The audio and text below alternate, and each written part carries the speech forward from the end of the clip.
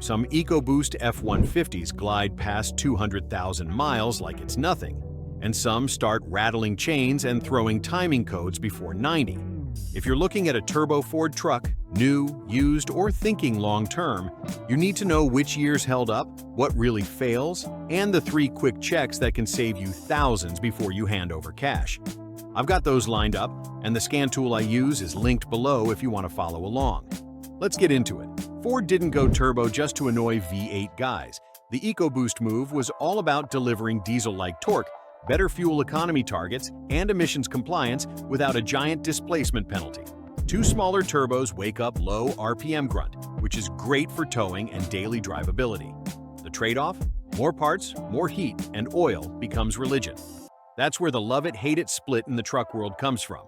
Let's map the generations fast. So, we're talking the same language. Gen 1 3.5-liter.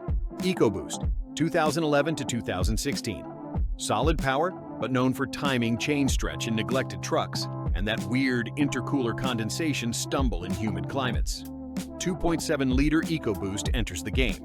Lighter, strong torque, and surprisingly tough for the size, though early chatter around head gasket and carbon buildup shows up in forums. Gen 2 3.5-liter, 2017 plus, gets dual injection, port plus direct, to help keep intake valves cleaner and improve fueling under boost. Chain and phaser updates helped reliability, though nothing is bulletproof if the oil is ignored. You've also got the high-output Raptor tunes. Awesome, but they live a harder life. And now the Power Boost Hybrid overlays an electric assist on the 3.5 base. Different conversation, but some lessons carry over. Now, the #1 EcoBoost headache you hear: timing chain stretch and cam phaser rattle. Here's how you sniff it out. Cold start. Does it rattle for a second?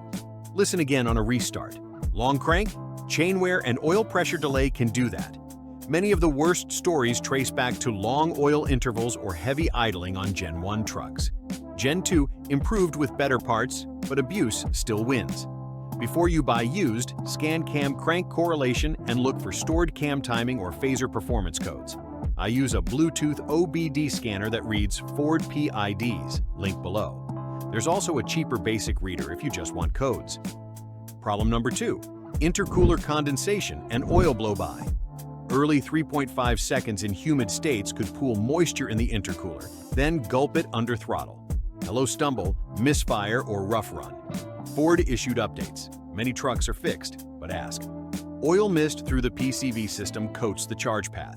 Over time, that plus direct injection can lead to intake valve gunk, especially on short-trip trucks. Some owners add a catch can, cheap add-on, clean it a few times a year. Does everyone need one? Number. Does it help trucks that idle, short trip, or live in boost? In my experience, yeah, it doesn't hurt. I've dropped a universal kit I like below. So, what actually happens when these things rack up miles?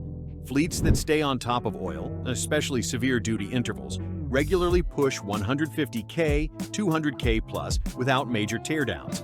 I've seen auction EcoBoosts over 180K that still pulled strong but showed timing noise at start. Compare that to Ford's 5.0 V8. The V8 is simpler, often cheaper if you keep trucks forever, but it doesn't punch down low like the turbos when towing. If you tow heavy and maintain the EcoBoost properly, the torque win is real. If you hate risk and keep trucks past 200K, the 5.0 still makes sense. Mini transformation moment. You now know maintenance history and oil discipline matter more than raw mileage on an EcoBoost. That puts you ahead of most used lot buyers. If that helped, hit subscribe. I've got a fail before 80K engine list across Ford, GM, and Ram coming next week. Let's do a 5-minute lot inspection so you don't get burned.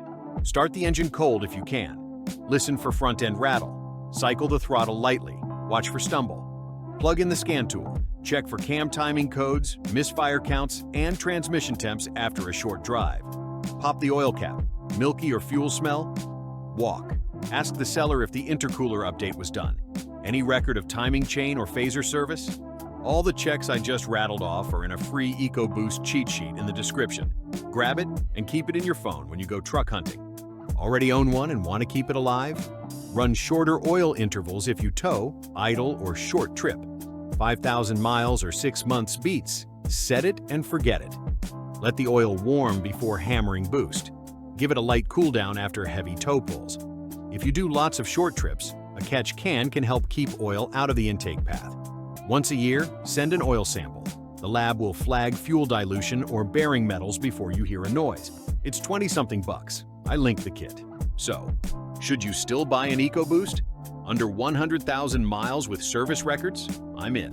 Over 150,000 and no records. Budget a timing set or negotiate hard.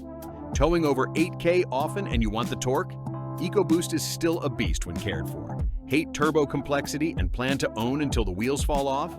The 5.0's simplicity is hard to beat. Either way, scan before you sign. Everything I use when I check these trucks, the scan tool, the budget reader, the oil kit, and a catch can option, is in the description. Costs you nothing extra if you use those links, and it helps me keep buying and breaking trucks so you don't have to. Grab the free EcoBoost warning sign cheat sheet while you're there. And don't miss the next one. The engine's most likely to fail before 80,000 across Ford, GM, and Ram. That one's going to sting. See you there.